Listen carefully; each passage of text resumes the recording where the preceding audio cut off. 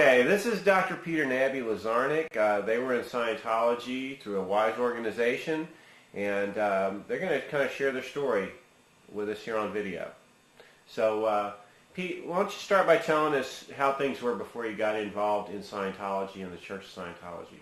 Well, things were great, Ed. I was in practice, and we were doing very, very well in practice. We were seeing large volumes of people, having a lot of fun, enjoying ourselves, and making a lot of money at the same time for the service we were delivering.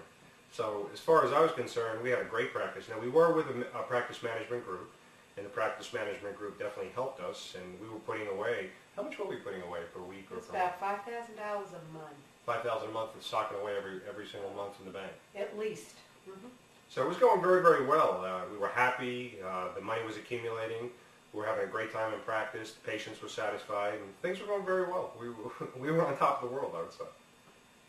Great. And then what happened that kind of led you into the Church of Scientology? Well, the management group we were with, Singer Consultants, which I think David Singer is an excellent consultant. I think he does a great job. They also are connected with the Church of Scientology, and I was introduced to... Now, let me ask you this before you go on. How do you mean connected with the Church of Scientology? Well, there is an organization in the church called the WISE organization, or the WISE group, which is, I forget what it stands for. I think it's Worldwide Institute of Scientology Enterprises, something like that.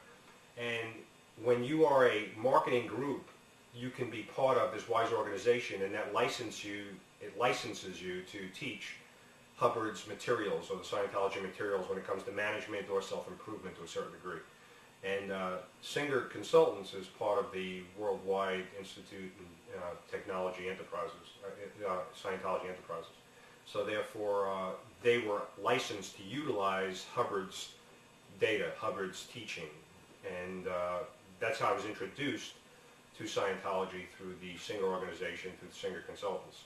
And basically the way they do that is, I know the way they used to do it, I don't know if they still do it this way, but they would introduce you by having you come out of the room, and they would ask you if you are happy with certain things and how certain things are going in your life or how certain things are going in the practice.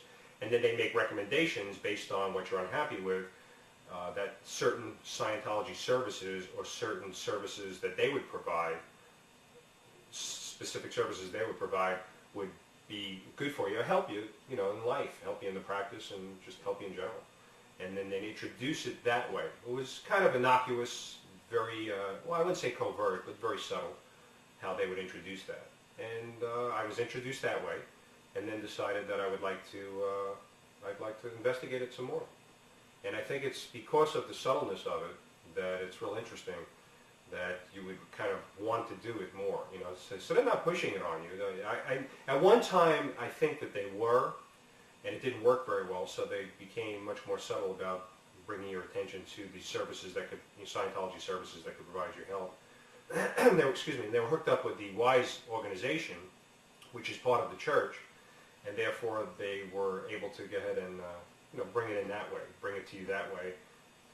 And that's how we started. We started with the Scientology services that way. So it went from being just a business consulting type of thing to then being more of a personal improvement kind of a thing through the Church of Scientology. Is that... Absolutely. Yeah. Okay. Now, I don't claim that I'm not a victim in any way. In other words, I felt that it was something that I wanted to do, and at the time it was. No doubt about that. It was something that I was very interested in and I wanted to do, and they provided the runway, so to speak, or the lead-in for me to take part in the church services. Okay. No doubt about that. And then after you got involved, then what happened? Well, it was real interesting. At the beginning, I was in a local organization, the Atlanta organization. Atlanta Org is what they call it, and went there for services. And that seemed to be okay. In other words, I would have services there, and I would come home and I'd feel okay, but nothing mind-boggling at all. Like Abby would say, well, how did it go? And I would say, well, it was fine. And really, I'll keep coming back to this point. When I would do services, it was no more enlightening to me, really, than going to see a good movie or making me feel as good as seeing a good movie. And I'll keep referring back to that because that's about the most punch I ever got out of any of the services, really. But we're talking about paying a little bit more than the cost of going to a movie, right? Yes, unfortunately that's true. Yeah, it costs to go into a movie today, I don't know, it's $7 or something like that, and those services. I think our clear package that we bought was $20,000 or $22,000 at the local org, and then for Abby's the same thing, it was about $20,000 for her clear package too. It's $20,000 each. Each, that is correct. But also, I want to note that when Peter first got involved in Scientology, I did not. It was not something that interested me. I was very concerned about the monies that he was spending. And when we would get call after call, I mean phone call after phone call with these people and wanting to more services and do this and do that, and they would say to me, "Are you a Scientologist?" And I would say, "No." And that was kind of... She said no. No. Just to end the conversation, because you could, I mean, we were barraged with calls from various different places, so even though Peter did get involved, I just let him do what he wanted to do, but it was not something, in the beginning, for at least a year, something that I felt that I wanted to participate in. Really, I should have listened to her, to tell you the truth. I really should have listened to her. But, you know, at the time, I really wanted more. I wanted to be happier, to tell you the truth, and I think that's one of the things, the questions I always ask, are you happy? You know, and how many people are going to say, well, everything's perfect? It wasn't perfect at the time. Of course, things were going well, but I felt it was better than it was after.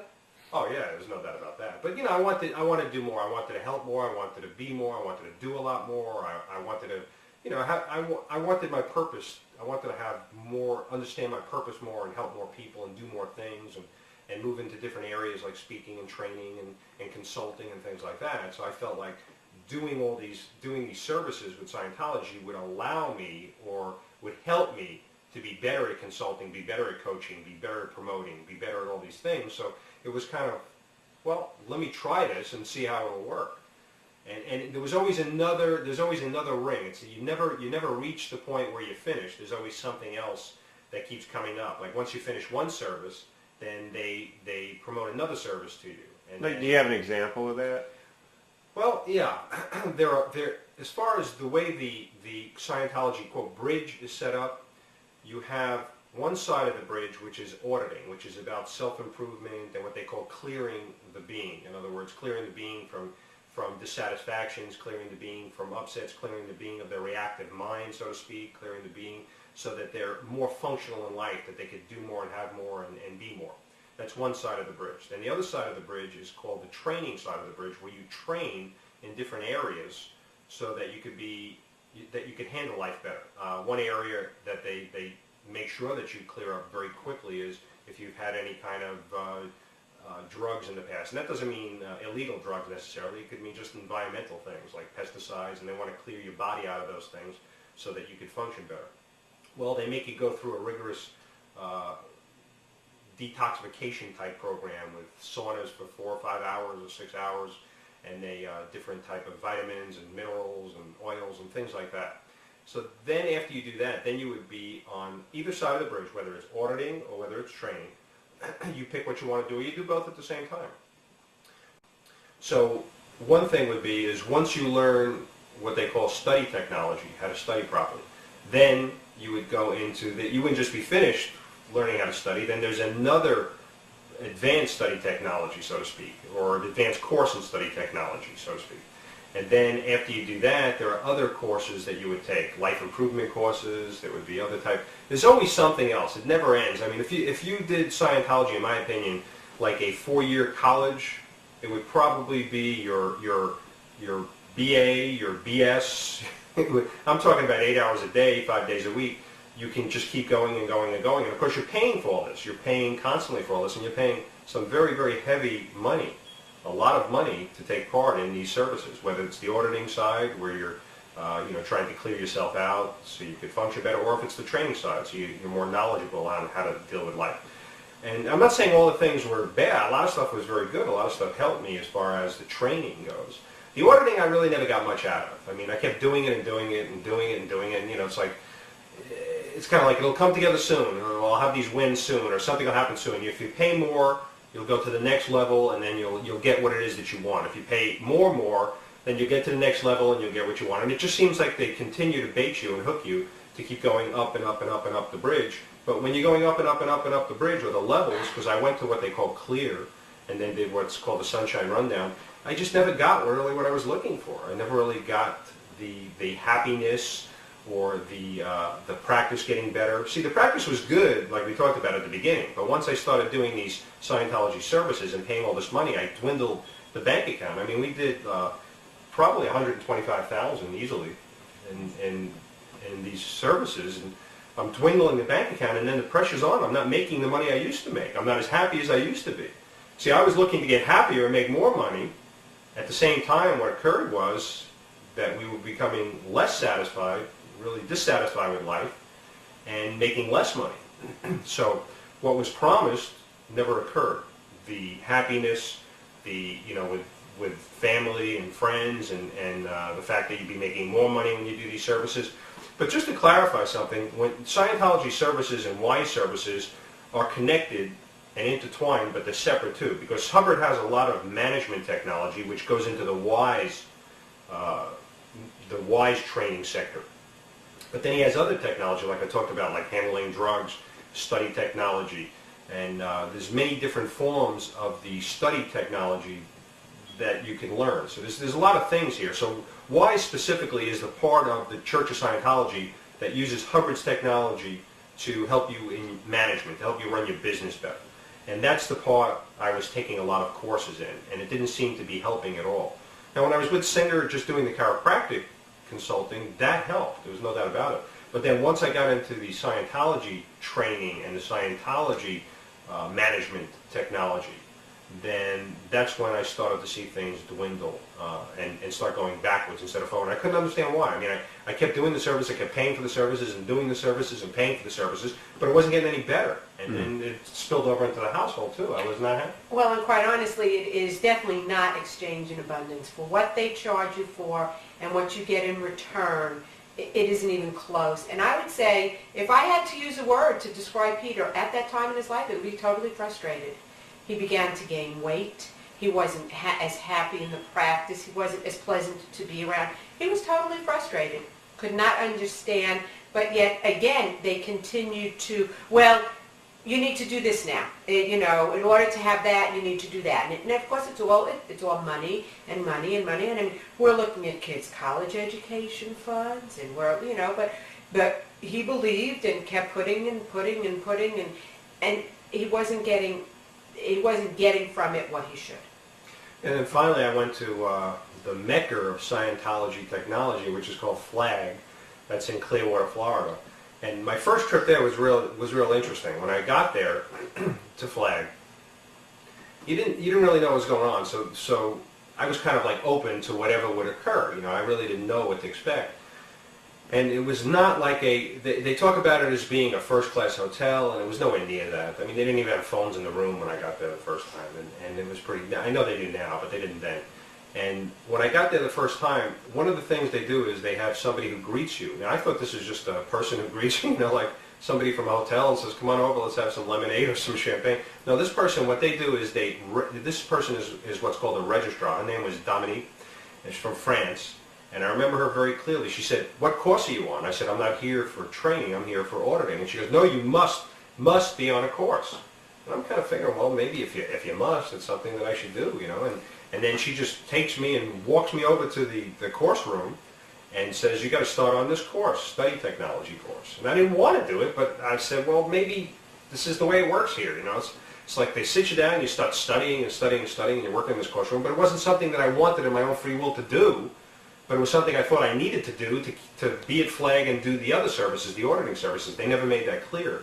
And I was very unhappy about that. I was very unhappy the way I was handled when I first went there. As a matter of fact, it was just a disaster the first time I was there. Then I go into the registrar's office with, her name is Sonia, and she's a registrar there. And, basically they want to befriend you, but you can see right through it. I mean, they're not looking for your good. They're just looking for the money. I mean, there's no doubt about it. And if they find out, which I found out, that you don't have the bank account that they think you have, then you're not as important on the list anymore, I'll tell you that for sure. But you would be registered for hours. I mean, hours upon hours of different things, not just from the FLAG registrar, who's the person you sit down with, and they start finding out how much money you have, what course that they recommend next. They have a design on your pocketbook, they have a design on your bank account, they have a design on your wallet. And it's not a very comfortable thing. You're sitting in this room, and it's an open room.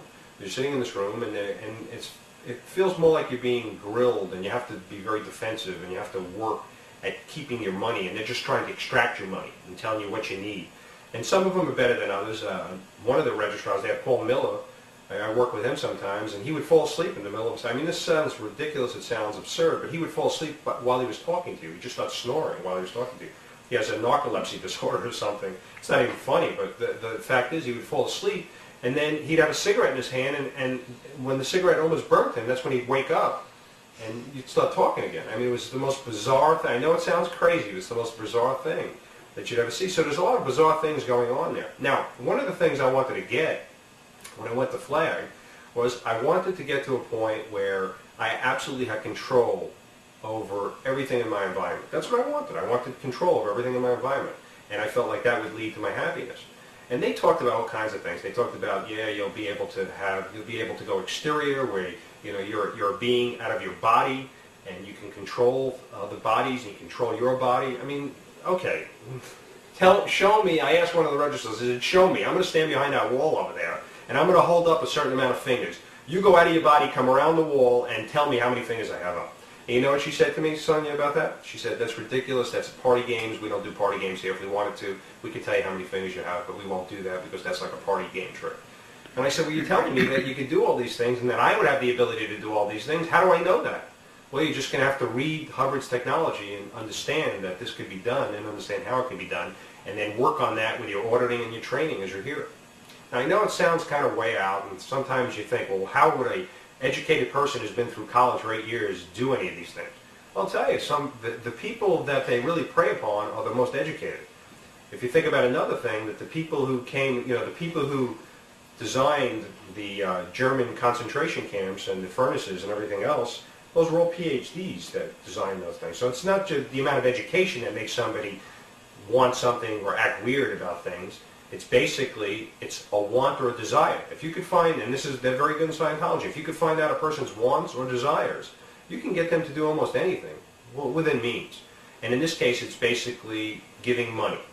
And money obviously is not the most important thing. Time and happiness and those things are much more important to me than money. So if I could give somebody money to get those things that I wanted, then I was willing to do that. And I believed that I was going to get these things. But really didn't. I got the opposite. It was just amazing. And just keep baiting, just keep holding the carrot in front of you, and dangling that carrot and say, well, you just need to go here, and the next level you'll have that, and the next thing you'll have that. And it just kept going on and on and on like that. And I really felt betrayed, absolutely betrayed. And I know you were beginning to say something about your first trip to Flag and what happened there. And before you tell that, I do have to say, I was at home. At that time, the kids were younger. And every day I would wait for that phone call. Couldn't call Peter because they didn't have phones in the room. He had to wait till the pay phone was free. And he'd get on the pay phone and he'd call me. And one day he's up, and one day he's down, and one day he's up, and one day he's down. And quite honestly, it got to the point where, with 3 kids at home, it was hard for me to deal with wondering who would be calling me that night.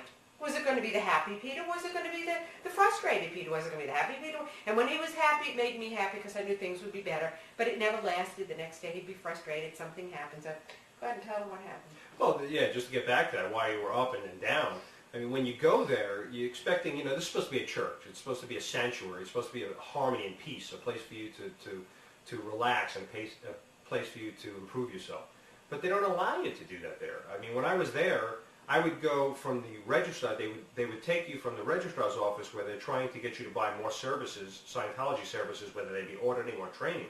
And then you would be moved to another registrar, which would be something about a ship project, to give money to the ship, or a library project to get Hubbard's books into libraries around the country.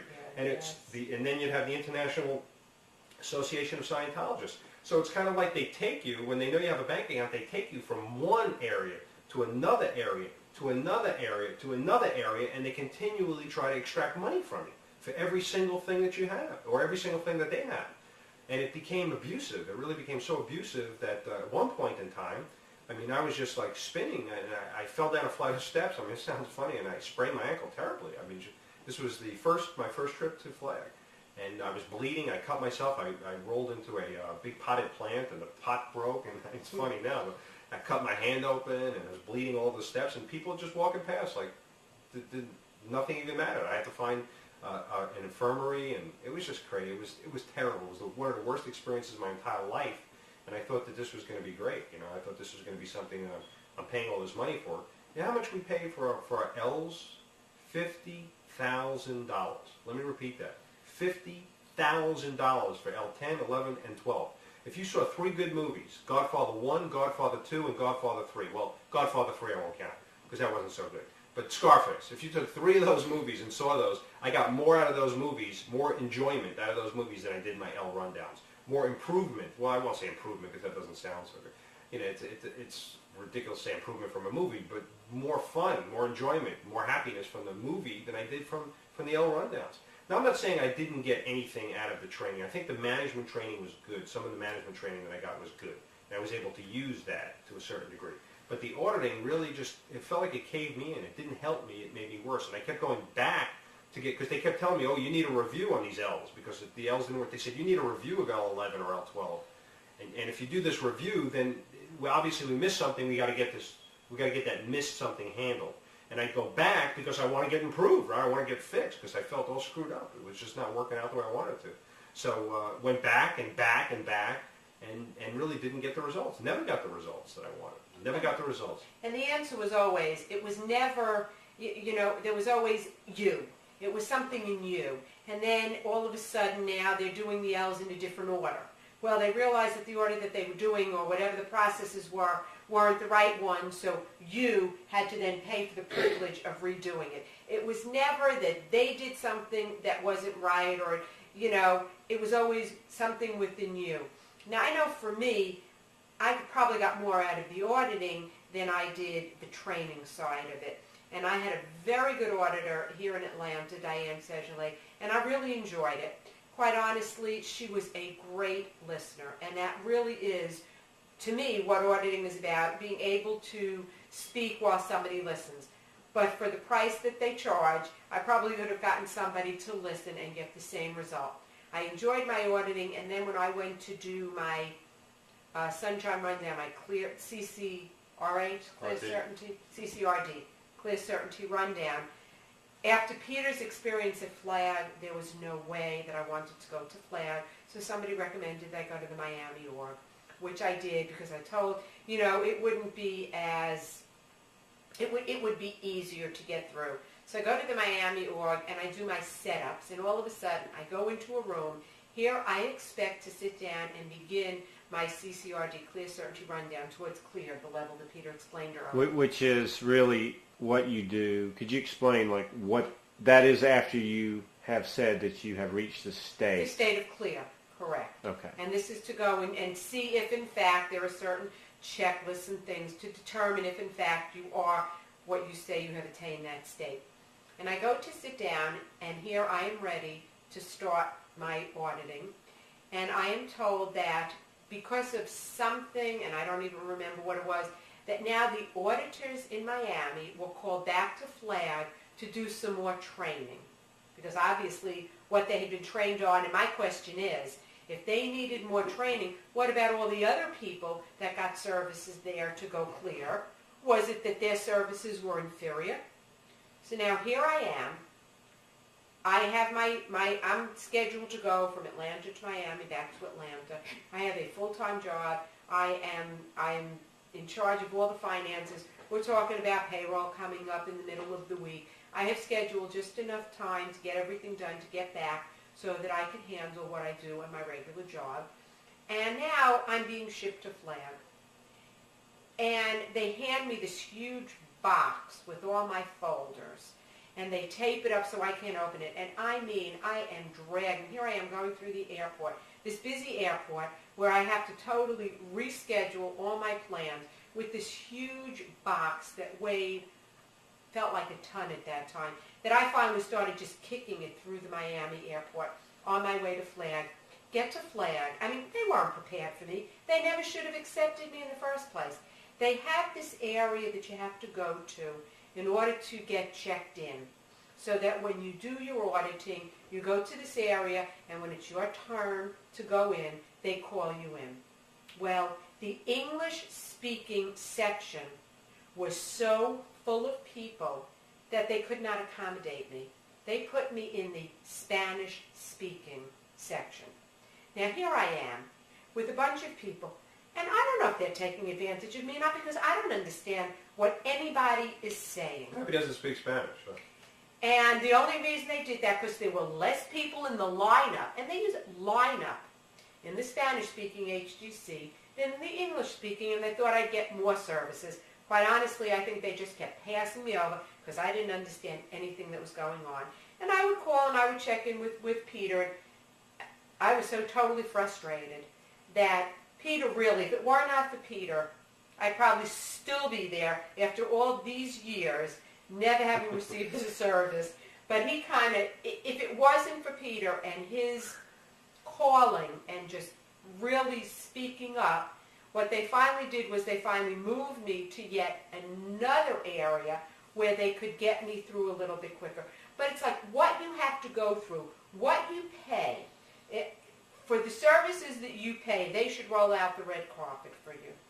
And people should not have to go through the hassles and the aggravation and the frustration that they put you through. And I mean, I finally did make it through, but if it were not for people, like I said, I feel like I would still be sitting there today just being passed over and pushed aside, and they don't get started. It's like the cattle call, you know. I was calling people up every day to make sure that our services were handled and working with people that I already knew because I had been down there already. And I will say, the first time I was down there was the worst. It got a little bit better as I progressed and got down there, and they came to know me more. So, but one of the things that's really interesting, when you do a service, after you finish a part of a service or an entire service, you go to what's called qualification, or I forget the exact name of it, but it's when you sit down and you attest that you got from the service what you were supposed to get. And then you would write up a success story or a testimonial about what you got out of that service. And I realized this pretty quickly. The first time that I wrote down that, you know, this isn't really what I thought it would be, it's not really good, I didn't get anything out of this, what they did with you was they would send you to what's called ethics. And you would sit in this office at Flag for an hour sometimes, a half hour sometimes, 2 hours sometimes, until you spoke to an ethics officer. And you had to speak to an ethics officer to explain to the ethics officers how is it possible that you did not get anything out of this particular service that you just did.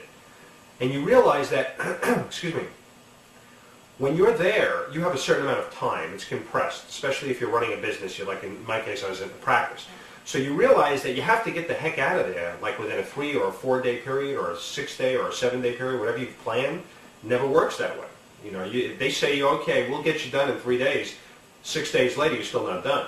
So what you learn is, after you do this service, and they ask you to write a testimonial, or you might as well just write the testimonial. Otherwise, you're getting sent right to ethics to find out why it didn't go right for you. And they'll question and interrogate you about, so how come everybody else, you know, why didn't this go right for you? How come everybody, you know, this is what you're supposed to get. Why aren't you getting this? It's kind of like they make you feel like you're the one to blame. You're wrong for not getting out of this service what you're supposed to get out of this service. Whether it's increased wealth, or in your mind, or happiness, or you feel like you have a new life. Yeah, new life. When they talk about these new life rundowns, or these different rundowns, they have great PR, great marketing, great promo, but the service was not what it's pretended to be. So what actually happened in your life after you did all these services, these high-priced consulting services and things, and the auditing and the training? What actually came about as compared to what was going on before you got into the Church of Scientology? What came about is we drained our bank account to zero. I mean, we had $150,000 in the bank at that point in time. I mean, just sitting there and accumulating interest, and we're putting $5,000 away per month. And then not only did we drain every penny from our bank account, every penny, but we also were unable to put that $5,000 plus per month into our bank account anymore. And that was going in like clockwork. And then things just went downhill. We just started going downhill and downhill and downhill. We tried to find other ways of making money. We went into some other things to make money. We tried to do more practices with some other partners and stuff like that. But everything just went down the drain. It was a terrible experience from the time we did our L rundowns, and this is something that doctors should be aware of. That's a very high-priced ticket in Scientology, and what they want to do is they want to get doctors because they know doctors have money, but at least they know doctors can get a hold of money because of their credit line, and therefore they can pay for these high-priced services. I'm talking $50,000 for 3 Ls. Now they're probably more than that. We're going back a few years.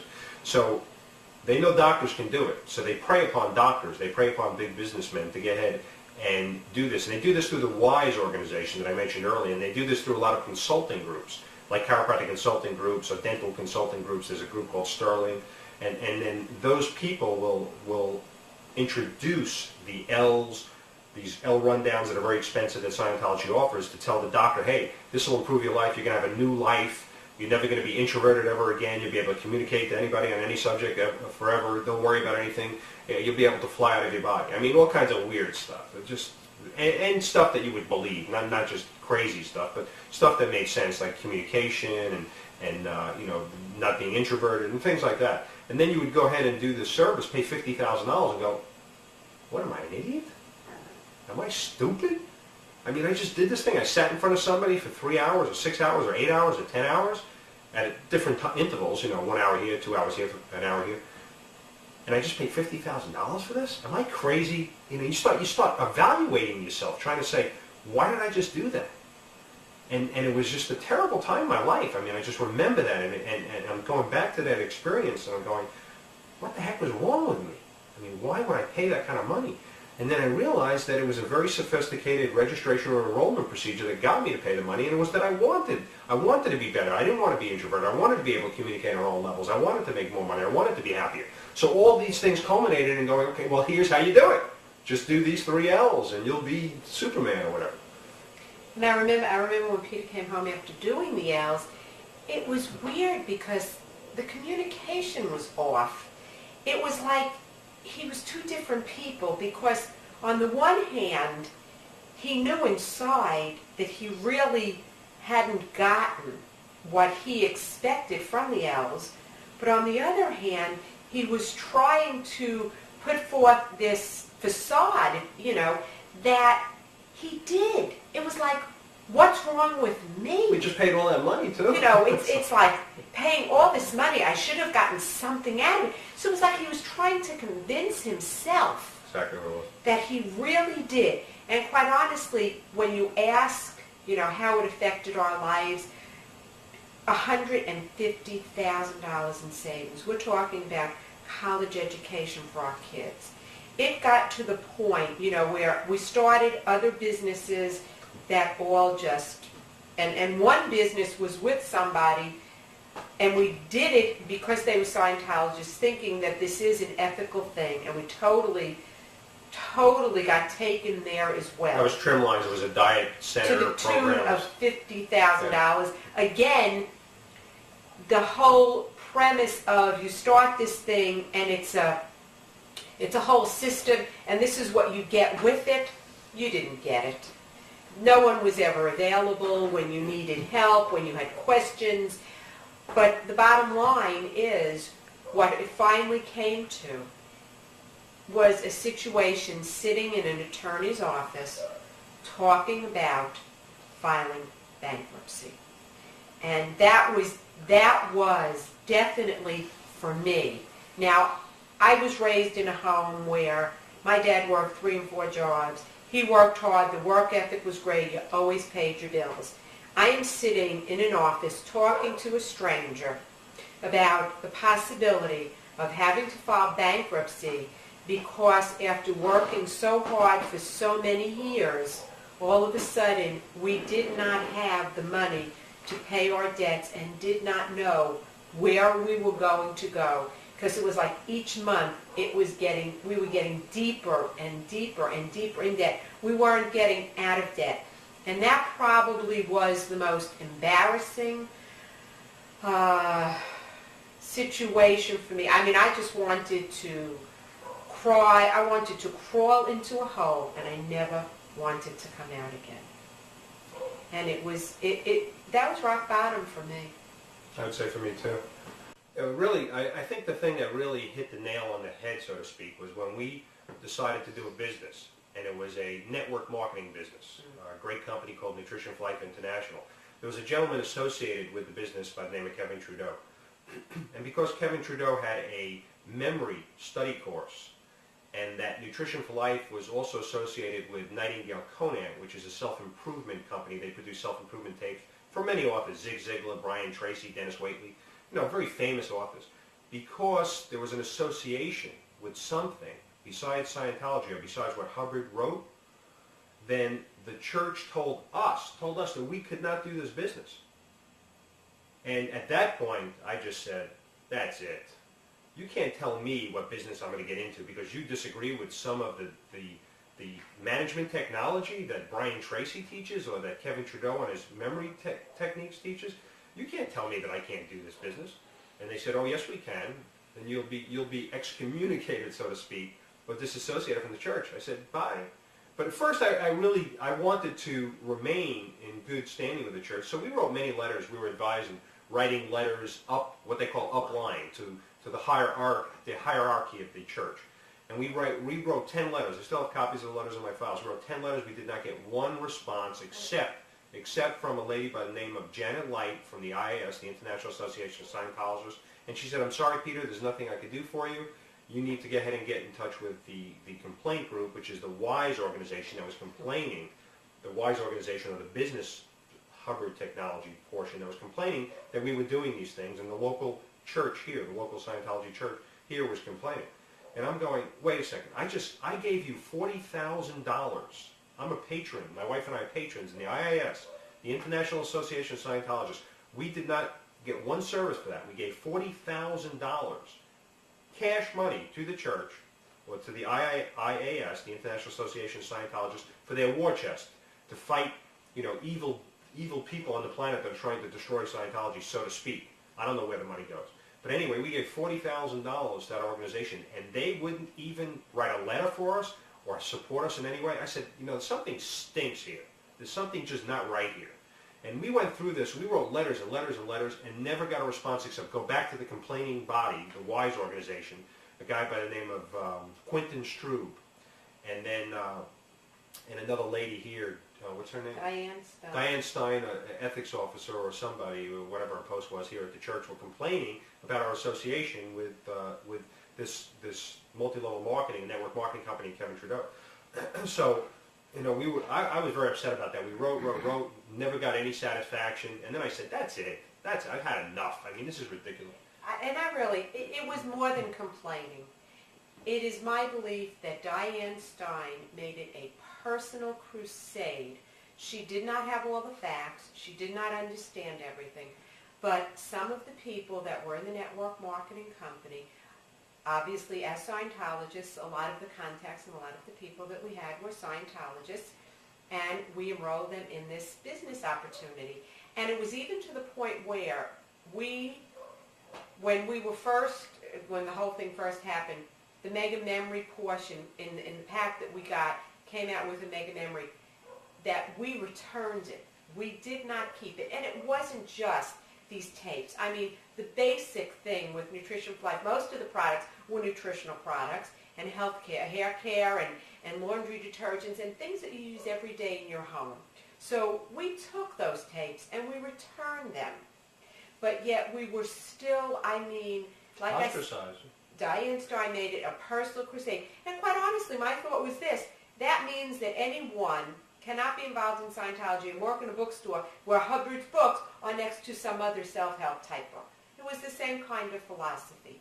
But without understanding, and I really believe that part of the problem was some of the people that we had sponsored into Nutrition for Life knew some of the staff members at the org. And now all of a sudden they have these org members who work long hours for very little pay, are trying to make a little money, to maybe have a little bit more in life, and all of a sudden it was going to take time away from their being at the org. I mean, I don't know, that's what I believe that maybe Diane Stein was afraid of, but she was absolutely fanatical in her attacks. They declared us enemies of the Church of Scientology because we were with this network marketing In business. her And that was the only thing that we were attacks. making money from. We were trying to make money at that point in time. At that time, we were trying to make the money to put on the bridge. Our whole purpose was to continue to go up the Well, bridge. because we'd get better. We figure we'd get better. I know it sounds crazy sometimes, but when you have the carrot keeps being dangled in front of you, and you just spent all this money, you got to figure that there's something. There's got to be a pot of gold of some type at the end of the rainbow, and you just keep looking and looking and looking for it. So I know it sounds a little bit weird, but we were trying our best to really dig out, and we got buried. We really Well, got how buried. about the time, let's go back a little, talking about the support of the organization. How about that time we were ostracized in the newspaper? Oh yeah. The Way to Happiness campaign. We had been giving money and money and money. Thousands of dollars, right. The way to have, every time they called, more money, and then we were written up in the paper, which began to affect our business. And when you ask for support, this is an organization, that's supposed to help you. Where were they? Yeah, the Way to Happiness campaign, which is a campaign that the church sponsors. It's another way of getting people involved with the church, and it's certain precepts. I think 21 precepts about living a healthy life, and It's the standard to the things. schools, isn't it? Yeah, you want to do it with the school system and have the kids in the school have this book. It's written by Hubbard, and it's not bad stuff. It's good stuff. So It's we part- did it. Yeah, They asked, we did it. so we gave thousands of dollars to that campaign, and then we were attacked by the local community, newspaper and everything, the articles about us in the newspaper, and that affected our practice too. Yes. Now, why did they attack you? Well, because it was Hubbard, it was Scientology, so they realized that, and that's why the local community attacked us. This is a community we've lived in, we practiced in for years and years and years, and then they found out that we were putting Scientology books in the schools, the local schools, although the Scientology books weren't necessarily bad. I mean, it talks about brushing your teeth, keeping your body clean, don't be promiscuous, I mean, good things. But because it's written by Hubbard, or it's part of the Church of Scientology, that they just felt that they could not go along with that, and then they attacked us, and they wrote an article about local chiropractor, Peter Lazarnick, involved with Scientology, cult, and all this stuff, and then we had to defend ourselves. It was a mess, and it affected our practice terribly. Definitely affected our practice. And this is something that I would say to any doctor or any business person. You will be, at one point in time, promoted to, if you're the consulting firm that teaches Hubbard's management technology, you will be promoted to sooner or later about doing services with the Church of Scientology. And I'll give you a very, very strong caveat. Beware of any services that you are paying these extravagant fees for. I fell for it. I mean, there's a lot of people that fall for it. And it's not because you're not educated, it's not because you're stupid, it's because I know as a doctor, and they know as a doctor, that one of your buttons, your hot buttons, is to help people. And if they tell you that this is going to help you to help more people, that many times doctors will do that to be, to have a better life and to help more people, and they keep pushing those buttons. They know which buttons to push, and that's why they go after doctors. And I mean go after doctors heavily and go after businessmen heavily. So be very, very aware that when you're being promoted to about Scientology services, especially the L's, you have to be very careful. Go in with an open mind, do a lot of studying, do a lot of research. Talk to people, not only the people they tell you to talk to, but talk to many people who have done the L's. You could go on the website and go to different websites and find out about people who've done them like myself. If you ask me would I ever do it over again? Never. Never, never, never. I would never do it over again. Never have gotten started. Would not have ever started with it. Definitely not. So buyer beware. And, I made a mistake, and I hope that this tape helps others not to make the same mistake that Abby and I made. I was introduced that way, and then decided that I'd like to investigate it some more. And I think it's because of the subtleness of it that it's real interesting that you would kind of want to do it more. So they're not pushing it on you. At one time, I think that they were, and it didn't work very well. So they became much more subtle about bringing your attention to the services that could, Scientology services that could provide you help. They were hooked up with the WISE organization, which is part of the church, and therefore they were able to go ahead and bring it in that way, bring it to you that way. And that's how we started. We started with the Scientology services that way. So it went from being just a business consulting type of thing to then being more of a personal improvement kind of a thing through the Church of Scientology. Is that Absolutely. Yeah. Okay. Now, I don't claim that I'm not a victim in any way. In other words, I felt that it was something that I wanted to do. And Okay, this is Dr. Peter and Abby Lazarnick. They were in Scientology through a WISE organization, and they're going to kind of share their story with us here on video. So, Pete, why don't you start by telling us how things were before you got involved in Scientology and the Church of Scientology? Well, things were great, Ed. I was in practice, and we were doing very, very well in practice. We were seeing large volumes of people, having a lot of fun, enjoying ourselves, and making a lot of money at the same time for the service we were delivering. So as far as I was concerned, we had a great practice. Now, we were with a practice management group, and the practice management group definitely helped us, and we were putting away, how much were we putting away per week or It's per month? about $5,000 a month, $5,000 a month for socking away every single month in the bank. at least. Mm-hmm. So it was going very, very well. We were happy. The money was accumulating. We were having a great time in practice. The patients were satisfied, and things were going very well. We were on top of the world, I would say.